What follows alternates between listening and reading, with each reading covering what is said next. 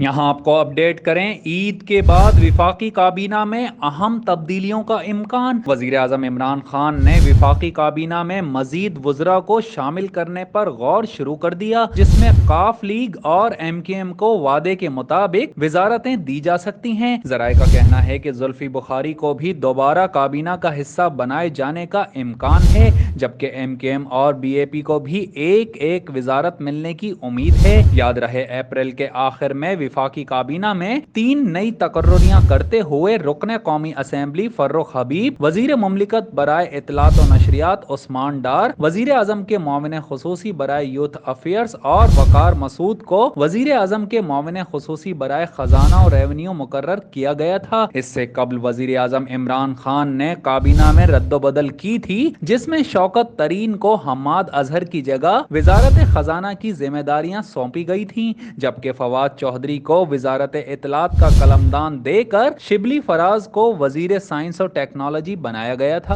یہاں آپ کو اپڈیٹ کریں، عید کے بعد وفاقی کابینہ میں اہم تبدیلیوں کا امکان۔ وزیر اعظم عمران خان نے وفاقی کابینہ میں مزید وزراء کو شامل کرنے پر غور شروع کر دیا، جس میں ق لیگ اور MQM کو وعدے کے مطابق وزارتیں دی جا سکتی ہیں۔ ذرائع کا کہنا ہے کہ زلفی بخاری کو بھی دوبارہ کابینہ کا حصہ بنائے جانے کا امکان ہے، جبکہ MQM اور BAP کو بھی ایک ایک وزارت ملنے کی امید ہے۔ یاد رہے اپریل کے آخر میں وفاقی کابینہ میں 3 نئی تقرریاں کرتے ہوئے رکن قومی اسمبلی فرخ حبیب، وزیر مملکت برائے اطلاعات و نشریات عثمان ڈار، وزیر اعظم کے معاون خصوصی برائے یوتھ افیئرز اور وقار مسعود کو وزیر اعظم کے معاون خصوصی برائے خزانہ و ریونیو مقرر کیا گیا تھا۔ اس سے قبل وزیر اعظم عمران خان نے کابینہ میں رد و بدل کی تھی، جس میں شوکت طرین کو حماد اظہر کی جگہ وزارت خزانہ کی ذمہ داریاں سونپی گئی تھیں، جبکہ فواد چوہدری کو وزارت اطلاعات کا قلمدان دے کر شبلی فراز کو وزیر سائنس اور ٹیکنالوجی بنایا گیا تھا۔